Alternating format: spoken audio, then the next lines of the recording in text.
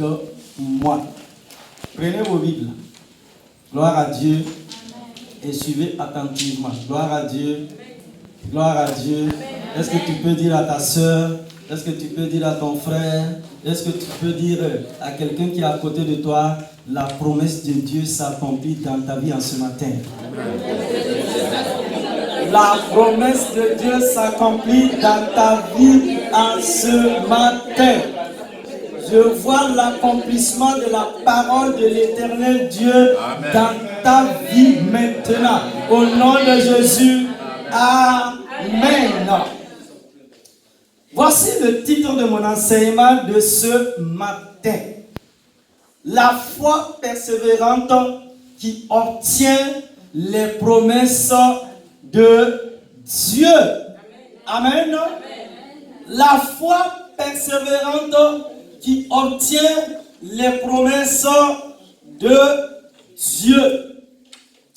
Et nous lisons la parole de Dieu et nous avons comme texte de référence Hébreux au chapitre 6 plutôt. Hébreux au chapitre 6, verset 12.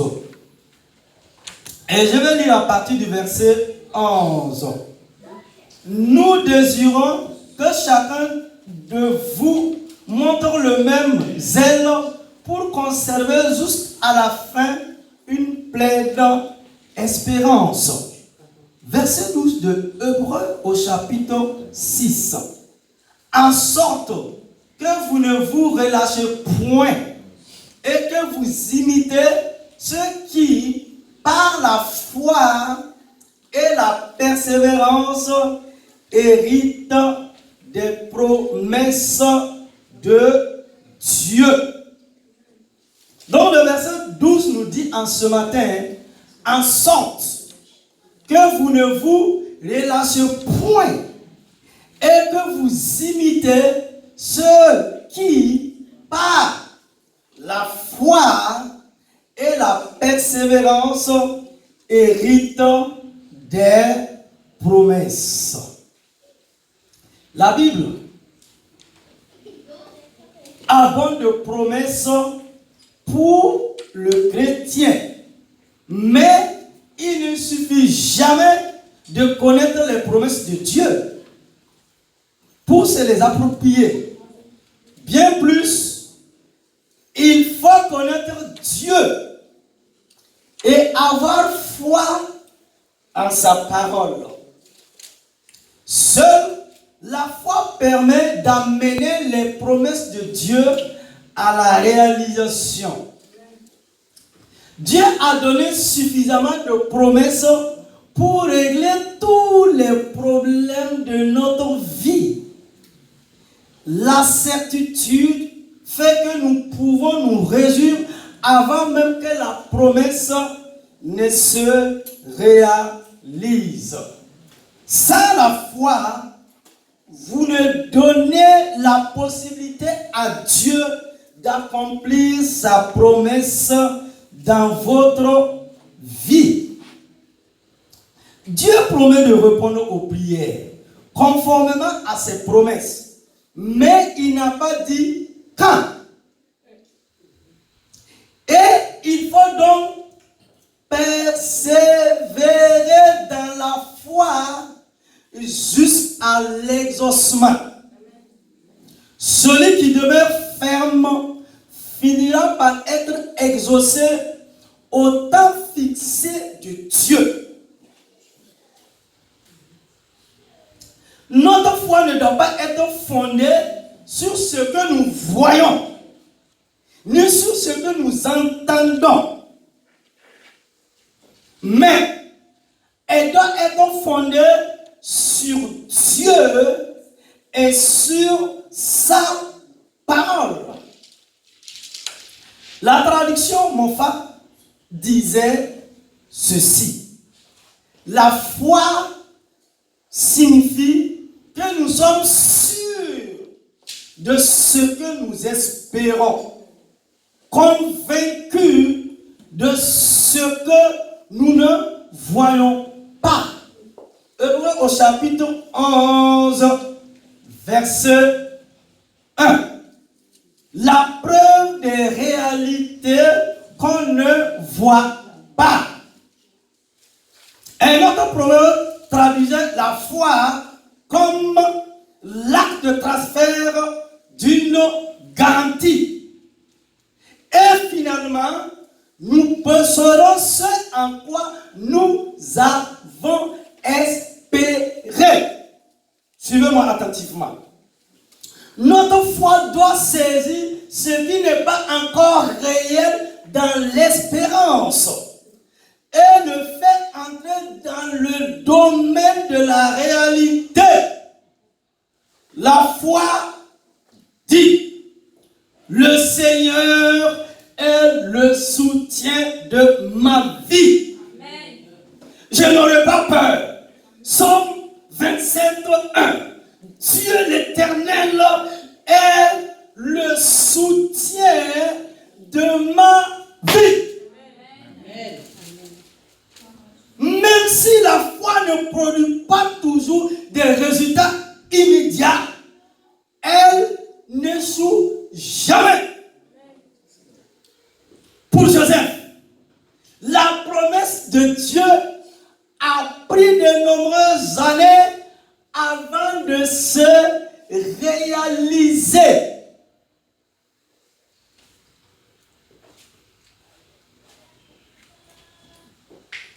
David a attendu 7 ans pour voir l'onction royale se manifester. Waouh! Abraham, celui-là même qu'on a appelé le père de la foi, ô Seigneur, a persévéré 24 années et a finalement obtenu ce que Dieu lui avait promis. Hébreux au chapitre 6, verset 15, vous pouvez noter. Genèse chapitre 15, verset 5. Romains 4, 18 à 21. La foi et la persévérance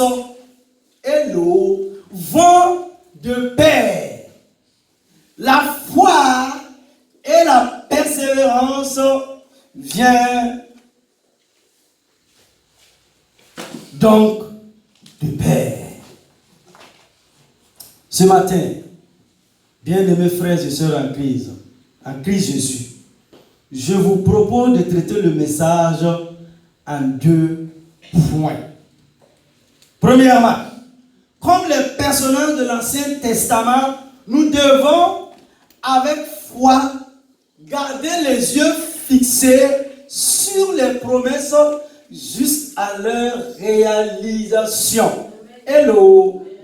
Comme les personnages, cela veut dire quoi? Comme les hommes et les femmes de l'Ancien Testament, nous, Église, peuple de Dieu, enfants de Dieu, devons avec foi garder les yeux fixés sur les promesses jusqu'à leur réalisation.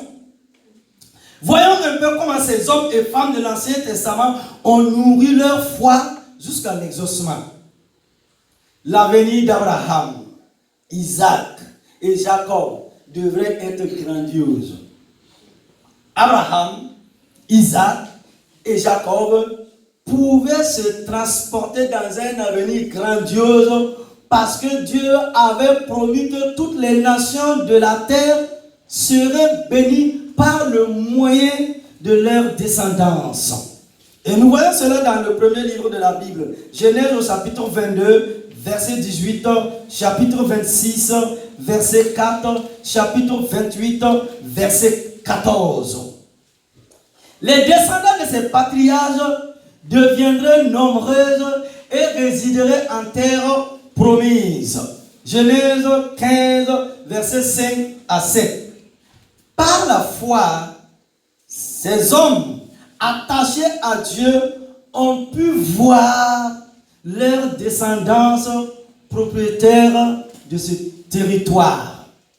D'ailleurs, depuis que la création humaine a perdu la perfection, Dieu a promis à ses serviteurs fidèles que les bénédictions perdues par Adam ne le sont pas pour toujours. Abraham, particulièrement, a fait preuve d'une foi remarquable. La faculté à se représenter les choses promises par Dieu à Abraham d'accomplir des actes de foi remarquables. Bien qu'Abraham et d'autres fidèles serviteurs de Dieu soient morts sans avoir obtenu l'accomplissement des promesses, dit la Bible, ils les ont vus de loin et les ont salués. Ils ont vu la promesse de loin, ils ont vu l'accomplissement de loin et ils l'ont salué. Hébreux au chapitre 11, versets 8 à 13.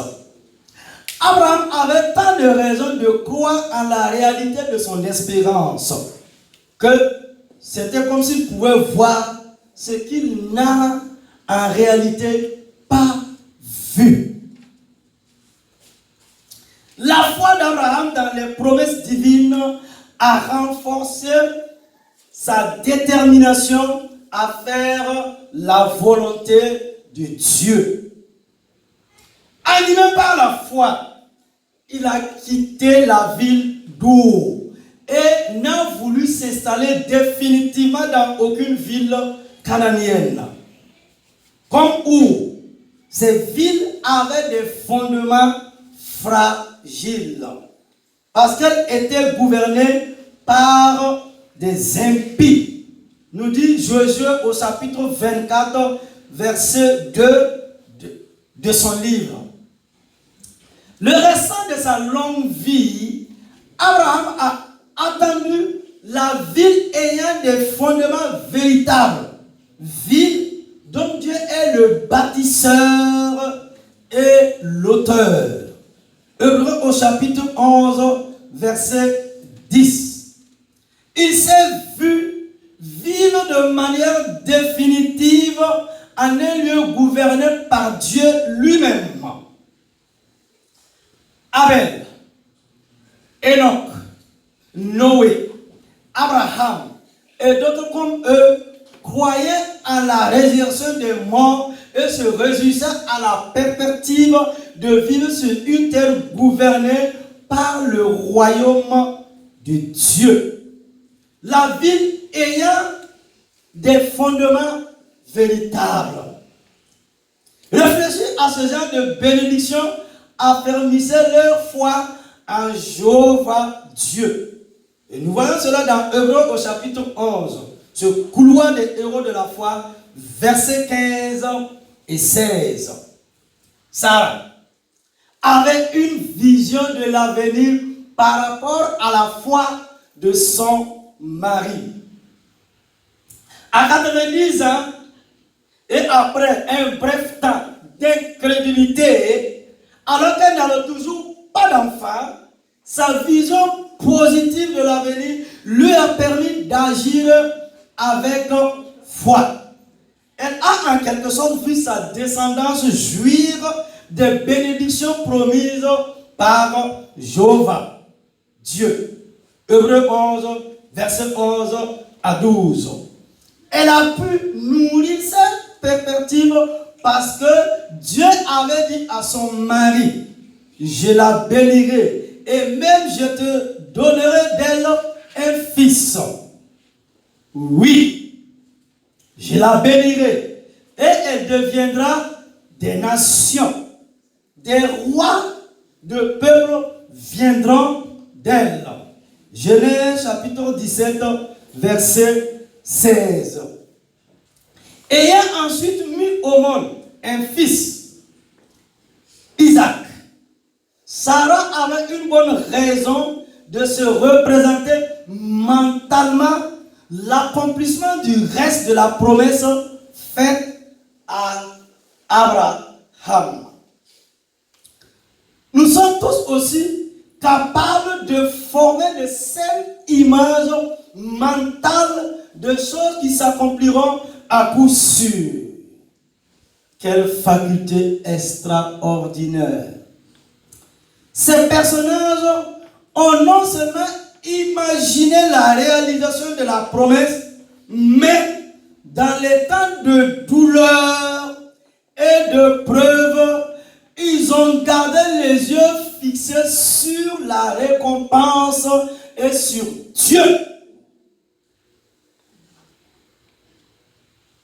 Moïse, dans le temps de preuve, a développé son amour pour Dieu. Moïse aussi a exercé la foi en Dieu. Il a développé un profond amour pour lui. Quand, jeune homme, il appartenait à la maison royale d'Égypte. Il aurait finalement pu développer l'amour du pouvoir et de la richesse. Mais de toute évidence, ses parents naturels lui ont fait connaître l'Éternel et son dessein de libérer les Hébreux de l'esclavage et de leur donner la terre promise.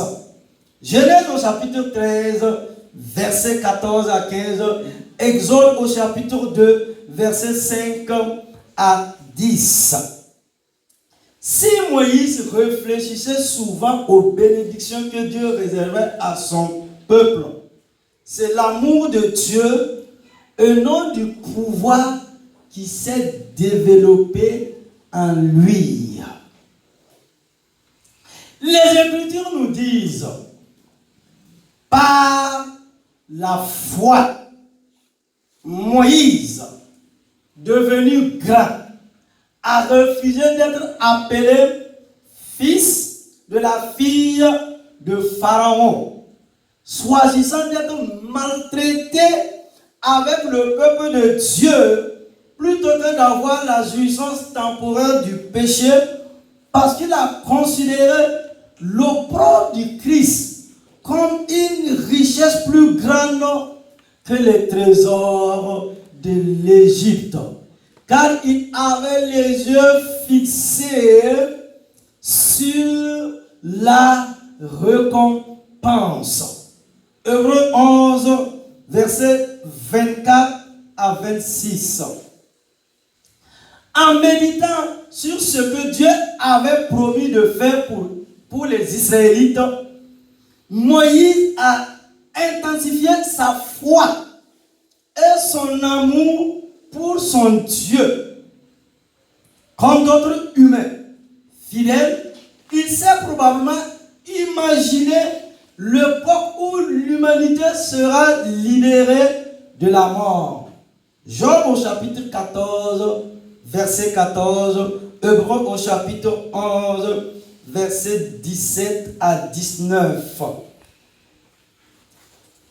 On comprend qu'il ait aimé le Dieu qui avait de la compassion pour les heureux et l'ensemble des humains. La foi et l'amour l'ont guidé toute sa vie. Nous voyons cela dans Deutéronome 6, versets 4 et 5. Pour réussir ce que le monde appelle réussite ou succès. À l'époque, l'Égypte était la nation, sinon la ville la plus puissante, la plus armée, comme les États-Unis d'Amérique aujourd'hui. C'est comme si on te disait que tu es le fils ou la fille du président des États-Unis d'Amérique d'aujourd'hui. Mon ami, mon frère, ma soeur, tu parles comme tu veux, tu marches comme tu veux, tu dors comme tu veux. Mais on a parlé à Moïse, sa vraie mère. Pour ceux qui ne connaissent pas l'histoire biblique de la vie de cet homme, il est né avec une promesse. Moïse est né avec une promesse. Moïse est né avec une destinée. Moïse est né pour manifester la gloire de Dieu. Comme toi ce matin, ma soeur, tu es né avec une promesse. Tu es né avec une gloire. Tu es né avec une bénédiction. Mon frère, tu es né pour quelque chose de glorieux. Tu es né pour quelque chose de puissant. Comme l'ennemi a vu, il s'est déchaîné. Il s'est levé, croyant qu'il peut bloquer ou empêcher la main de Dieu de ne pas accomplir sa promesse dans ta vie. Le grand Pharaon dit, tous les enfants de 1, 2 à 3 ans, tuez-les. La mère a eu confiance en Dieu. Elle a pris l'enfant, mettre dans un panier, aller déposer sur l'eau. Vous les femmes, écoutez-moi. Ça tord les entrailles. Parce que caïmans, les caïmans et autres là, peuvent venir avaler l'enfant. Quelle foi! Écoutez-moi bien. La foi. Parfois on dit qu'on a la foi. Écoutez, la foi. Si Dieu a donné l'enfant, Dieu a la capacité de garder l'enfant, de le protéger. Moïse a suivi les instructions de sa maman naturelle. Et quand il a grandi, on a dit, il y a une promesse de Dieu sur ta vie. Tu seras le libérateur. C'est toi. À travers toi, ta famille sera sauvée. Ta famille sera délivrée. Ta famille va rencontrer la personne de Jésus-Christ de Nazareth. À travers toi, toute malédiction, toute attaque de l'ennemi va rencontrer le feu de Dieu. Et ta famille va se lever dans la bénédiction, dans la gloire, dans la réalité manifeste de qui est la personne de Jésus-Christ de Nazareth. Satan a échoué. Cet enfant a été protégé et gardé.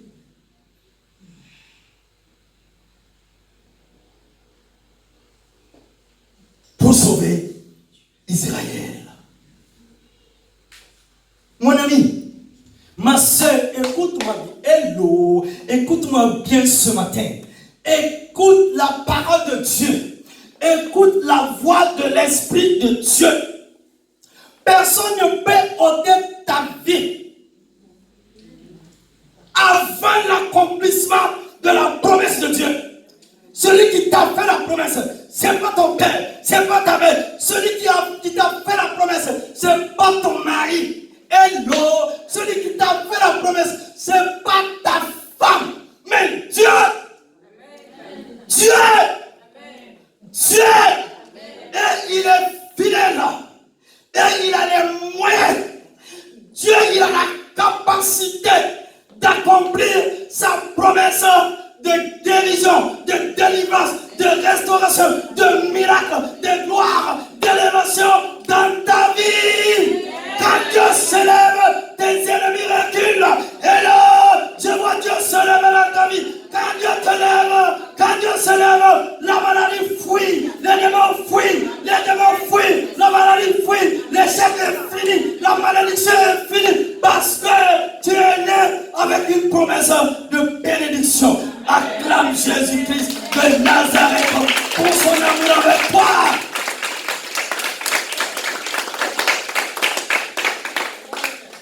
Dans les épreuves, dans les difficultés, dans la souffrance, dans la maladie, aime Dieu. Persévère. Avance. Deuxièmement, comme les hommes et les femmes de foi de l'Ancien Testament, nous devons nous attendre exclusivement à Dieu et persévérer jusqu'à les ossements. Il me pose la question ce matin, Église, peuple de Dieu. Qu'est-ce qui empêche souvent les chrétiens de persévérer dans la foi?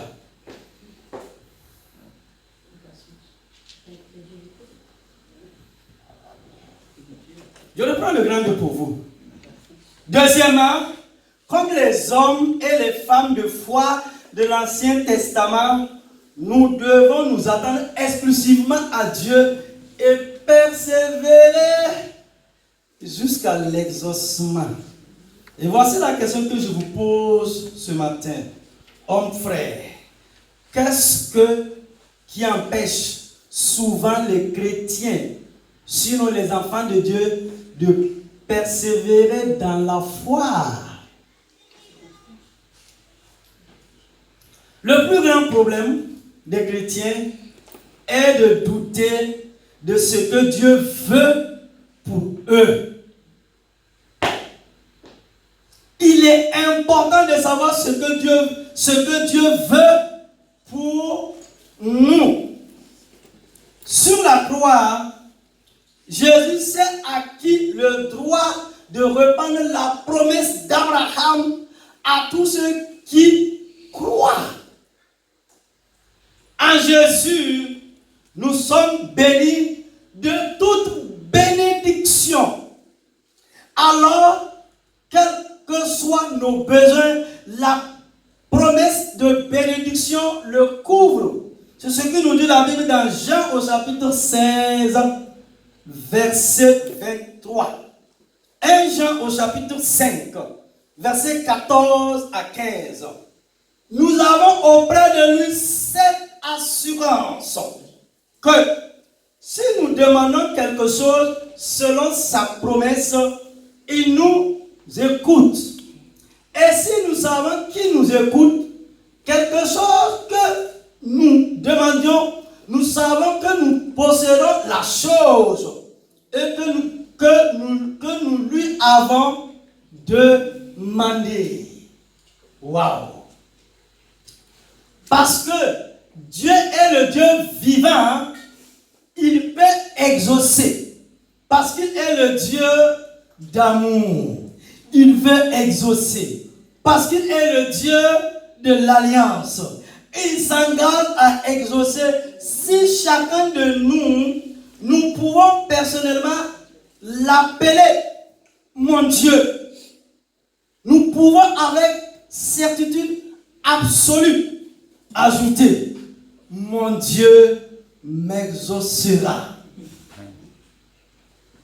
Et dans Michée, au chapitre 7, verset 7, il dit, mais moi, là c'est le prophète qui parle ici, prophète Michée, il dit, mais moi, je regarderai vers l'Éternel, je m'attendrai au Dieu de mon salut, mon Dieu m'exaucera.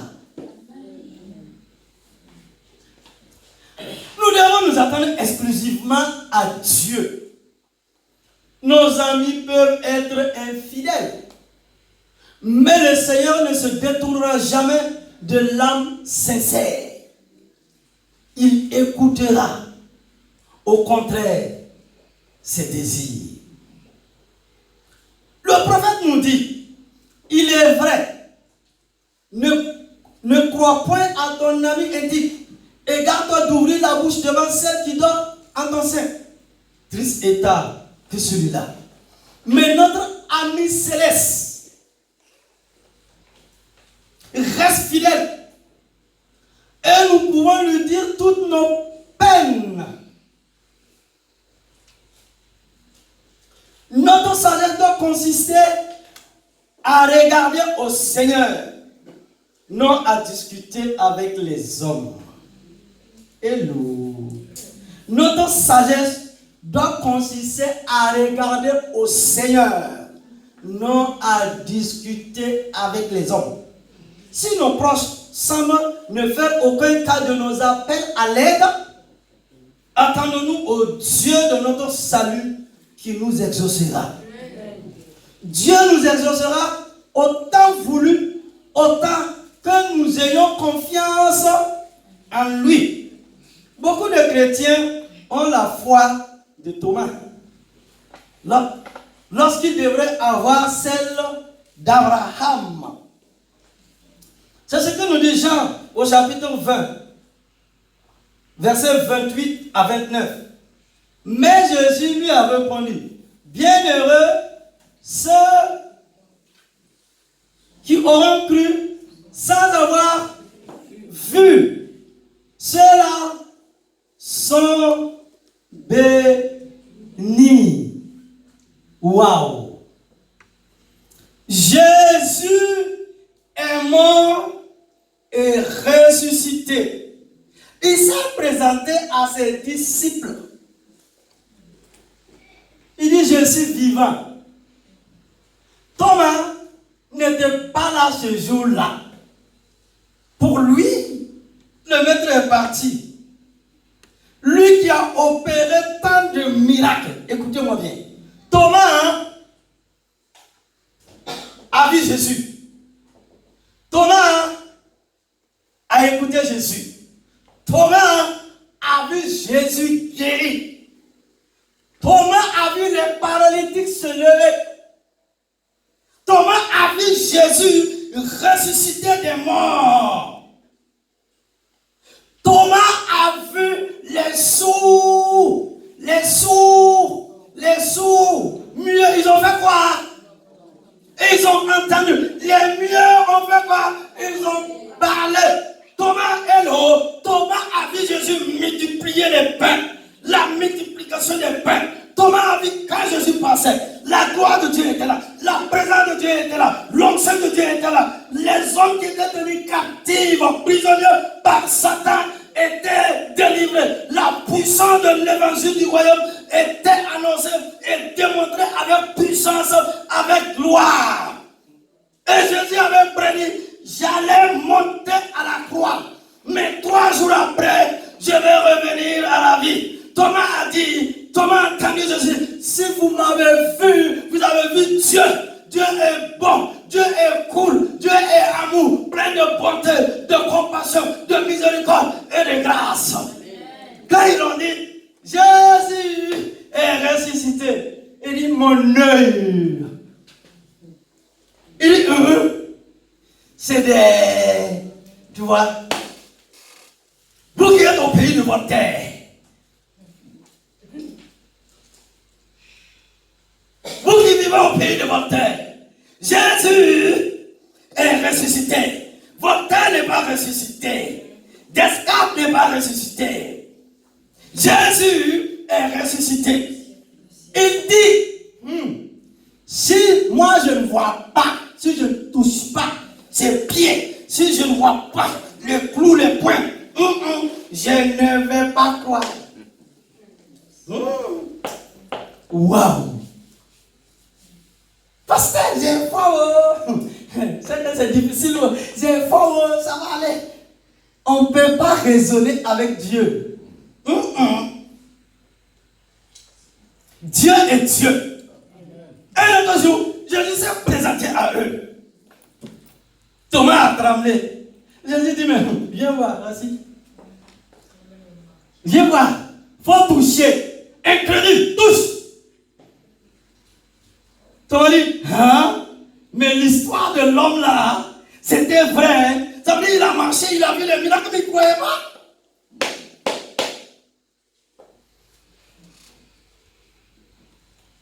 Il dit, je crois maintenant. Jésus lui dit, heureux ceux-là qui ont cru sans avoir vu et touché. Ils sont bénis de Papa bon Dieu. Cela veut dire quoi? Tu es béni ce matin. Amen. Tu as entendu la parole, tu as cru et tu as accepté Jésus. Il y a une grâce, il y a une gloire, il y a une bénédiction de Dieu sur ta vie. Amen.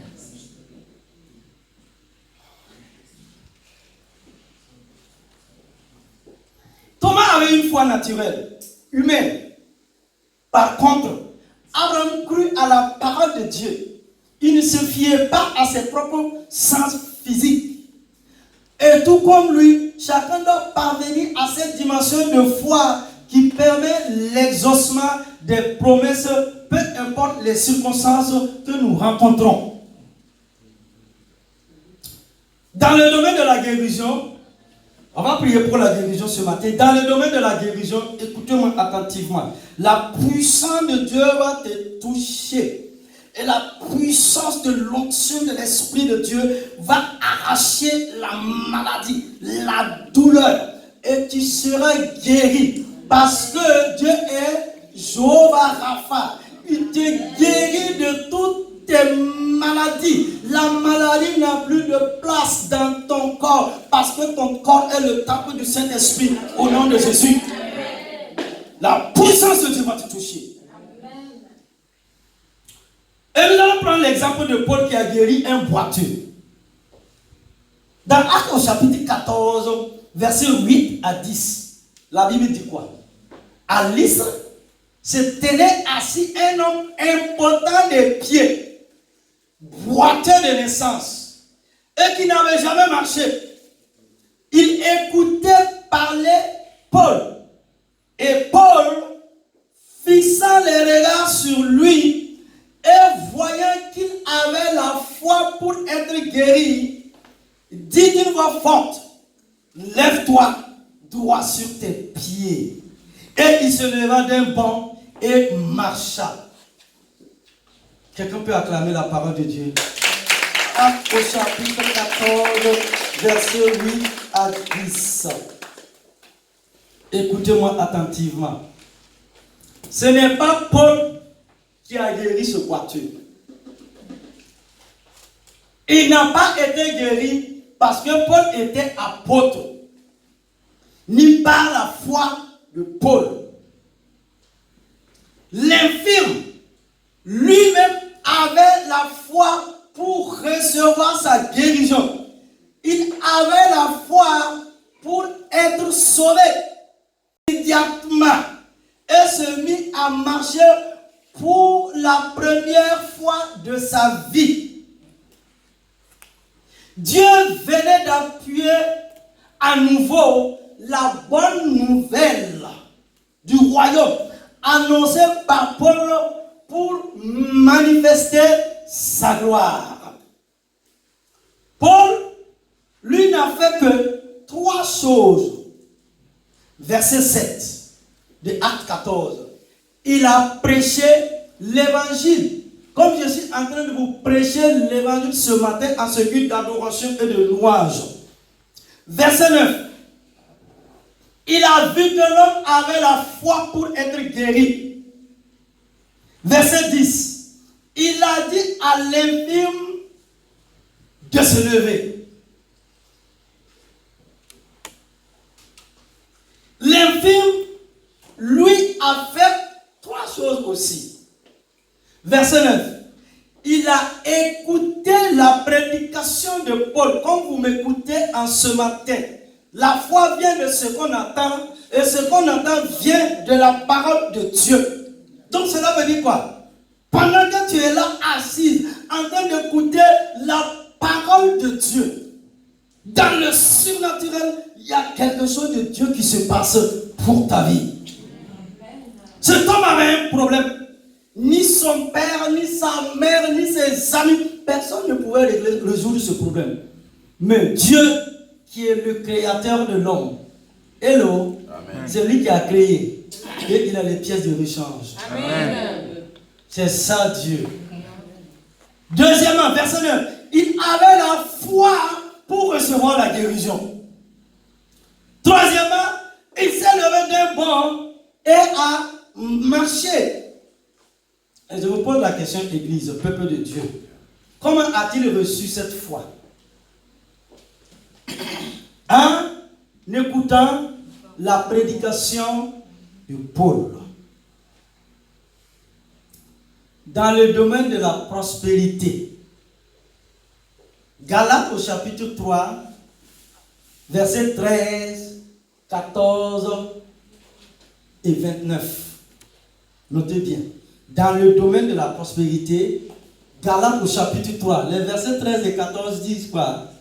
Christ a pris quoi? Malédiction. Notre malédiction. Hello. Il était pendu afin que la bénédiction d'Abraham ait son accomplissement. Suivez-moi, regardez-moi. Hello. Galates 3, 13. Vous allez me réciter ça. Hein? C'est Galates. Hein? Christ a été pendu au poteau de la croix. Hello. Il est devenu quoi? Péché. Il est devenu quoi? Maladie. il est devenu quoi? Malédiction. Pour toi, pour nous. Afin que la bénédiction d'Abraham, par la foi, soit notre partage. Et le verset 29 te dit, ma soeur, mon frère, que la bénédiction d'Abraham, c'est pour toi. La promesse, c'est pour toi. La grâce, c'est pour toi. La bénédiction, c'est pour toi. Tout, c'est pour toi. À l'instar de la malédiction, la bénédiction d'Abraham est également triple par nature. Hello. Quand tu es béni de Dieu là, le pasteur peut ne pas aimer ta tête sur son problème avec Dieu. Même ton père, ta mère. Mais c'est Dieu qui t'a fait la promesse. Et tu es déjà béni.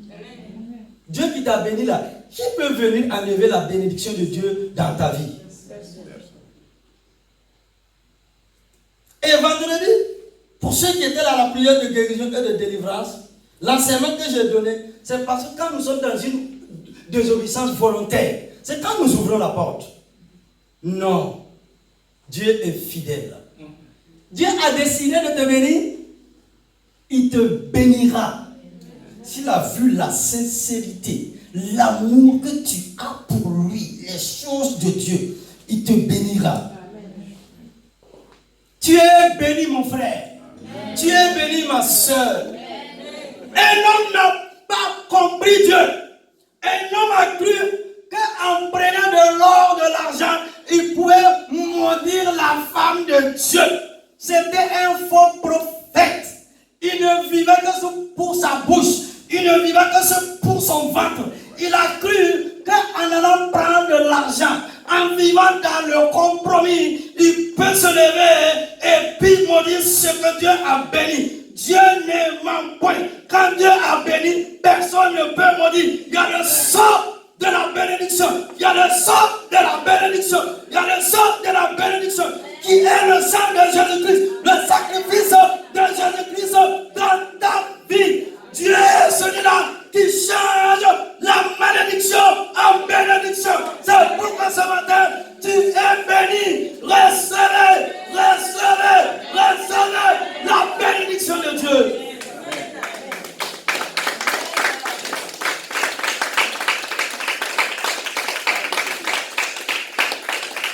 Non. Il faut que nous revenions à la parole. Je préfère vous dire la vérité de Dieu. Parce que je vais aller dans la gloire. Parce que je vais aller dans le paradis de Dieu. Paul dit, je ne vais pas prêcher l'évangile. Je ne vais pas guérir les malades. Et me retrouver un jour à quelque part, mais pas dans la présence de Dieu. Pourquoi vous acceptez des choses comme ça? Balaam a pris l'argent. Quand il regarde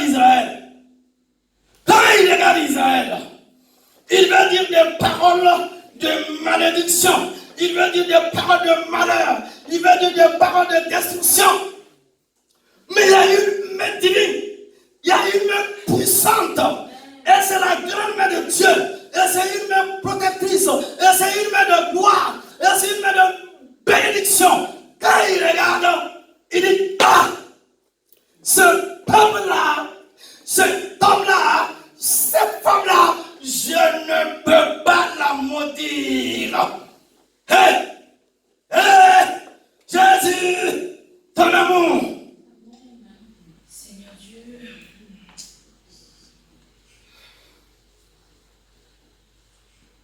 Il dit, quand je regarde ce peuple, il a commencé à prophétiser, à recevoir une vision. Je vois.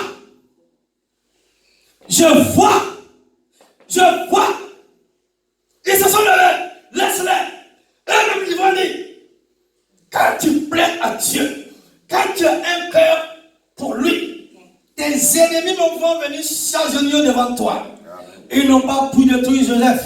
Ils n'ont pas pu détruire Daniel, Néhémie et les autres. Ils ne pourront jamais détruire ta vie. Parce que Dieu est de ton côté. Dieu est ton Dieu. Le prophète dit, je vois une lionne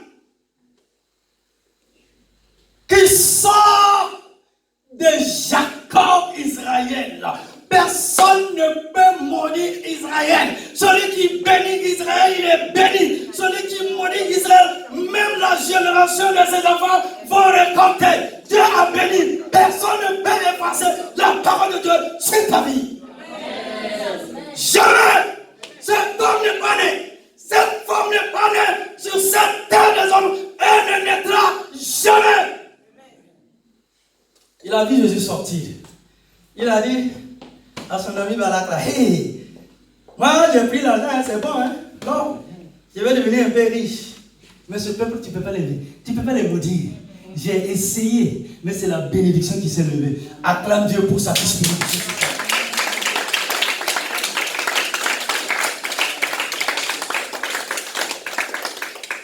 Écoute-moi, Église, peuple de Dieu, homme frère.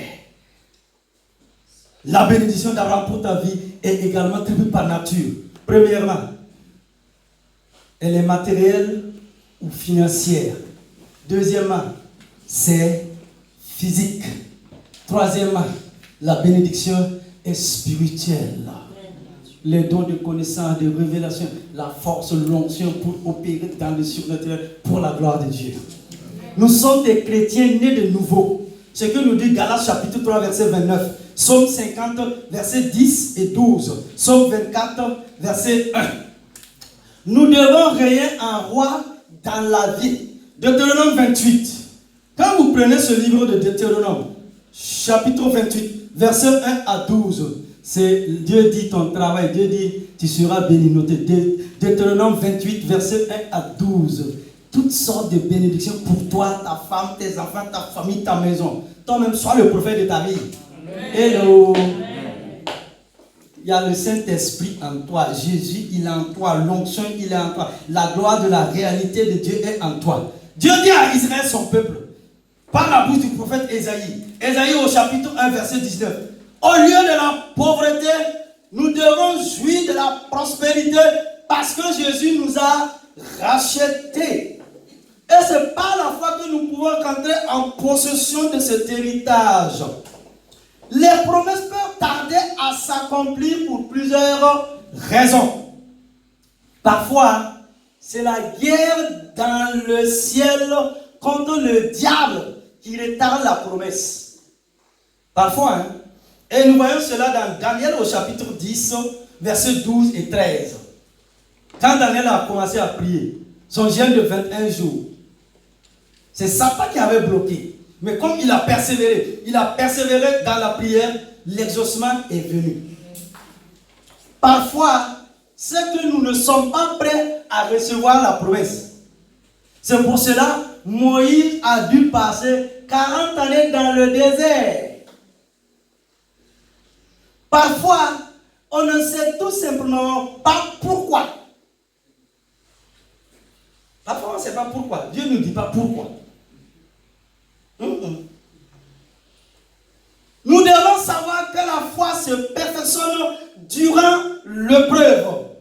Il ne faut pas la fuir. Il y a des chrétiens qui n'aiment pas les épreuves. Hein. Quelqu'un me disait un jour, il faut prier. Moi, je suis fatigué des épreuves et des problèmes. Il faut prier, je ne vais plus avoir de problèmes. Je dis, mais mon ami, regarde-moi bien. Parce que j'ai des kilos et des kilos d'épreuves, de problèmes, de difficultés. Mais cela me donne la force même d'avancer. Ah, s'il n'y a pas de preuve, on ne peut pas avancer. On ne peut pas aimer Dieu. Jésus a dit quoi? Vous aurez des tribulations dans le monde. Mais prenez courage. J'ai vaincu le monde. Prends courage. Fortifie-toi. Sois un homme. Sois une femme de Dieu.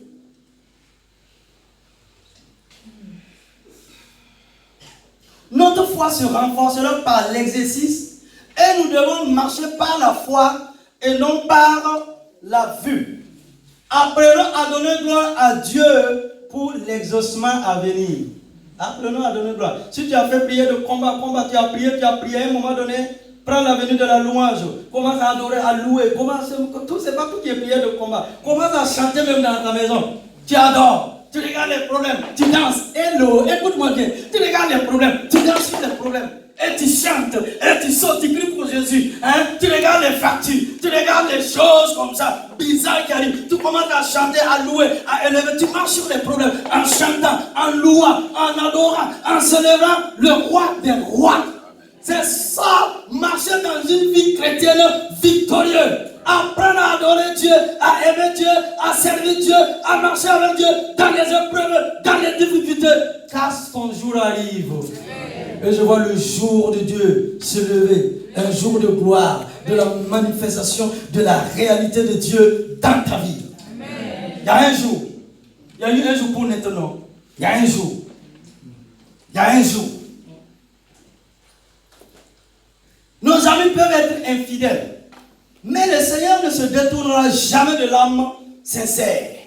Il écoutera, au contraire, tous ses désirs et exaucera tous ceux qui plaisent à son cœur. Et pour conclure, notre sagesse doit consister à regarder au Seigneur, non à discuter avec les hommes. Si nos proches semblent ne faire aucun cas de nos difficultés, attendons-nous au Dieu de notre salut qui nous exaucera. Et il nous entendra si chacun de nous, nous pouvons personnellement l'appeler mon Dieu. Mon Dieu. Mon Dieu. Nous pouvons avec certitude absolue ajouter: mon Dieu m'exaucera. Mon Dieu m'exaucera. Mon Dieu m'exaucera. C'est lui qui va exaucer à ma prière. Il n'est pas un Dieu des morts, mais il est un Dieu des vivants. S'il a fait hier dans le passé, il a fait pour David, Jacob, Abraham et les autres, Joseph, Daniel. Aujourd'hui, c'est ton tour de recevoir l'exaucement, le miracle de Dieu dans ta vie.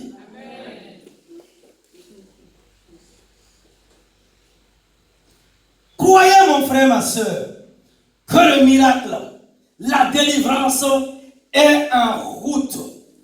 Car la foi n'échoue jamais. Même si elle ne produit pas toujours des résultats immédiats. Ce que veut dire dans l'immédiat.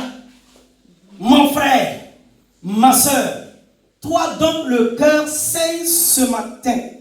Toi qui attends l'exaucement depuis longtemps, ne te lasse pas d'exposer ta souffrance à l'Éternel ton Dieu. Assurément, il t'écoutera. Répète-lui dans le secret les désirs les plus profonds de ton cœur. Et que quelqu'un dise en ce matin: Amen, Amen, Amen. Gloire à Dieu pour ta part. Dis à Dieu ce matin. Gloire à Dieu. Tiens-toi debout. Oh, dis à Dieu. Gloire à Dieu pour ta part.